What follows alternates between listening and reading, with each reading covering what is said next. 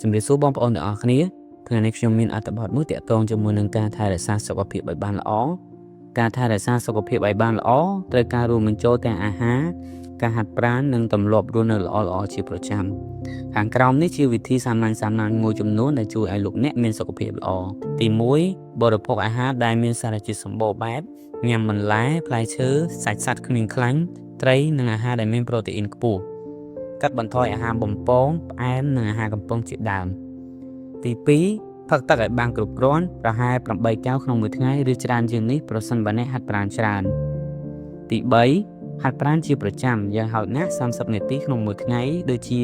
ដើររត់ឬហាត់ប្រាណស្រាលៗជាដើមទី4ដេកឲ្យបានគ្រប់គ្រាន់យ៉ាងហោចណាស់7ទៅ8ម៉ោងក្នុងមួយយប់ទី5រក្សាអារម្មណ៍ឲ្យស្ងប់ស្ងាត់ជៀសវាងការតានតឹងធ្វើសមាធិឬស្ដាប់តន្ត្រីបន្តិចបន្តួចទី6ជៀសវាងអាកប្បកិរិយាអាក្រក់ដូចជាជក់បារីកុំផឹកស្រាច្រើនពេកនិងប្រើប្រាស់សារធាតុញៀនទី7ពិនិត្យសុខភាពជាប្រចាំពិនិត្យសម្ពាធឈាមសុខភាពមាត់ធ្មេញឬភ្នែកជាដើមទាំងអស់នេះគឺជាចំណុចសំខាន់មួយចំនួនដើម្បីឲ្យយើងថែរក្សាសុខភាពបានល្អប្រសិនជាបងប្អូនចង់បានសុខភាពល្អបងប្អូនអាចធ្វើតាមវិធីសាមញ្ញខាងលើបានអរគុណច្រើនសម្រាប់ការតាមដានទស្សនាជួបគ្នានៅវីដេអូក្រោយ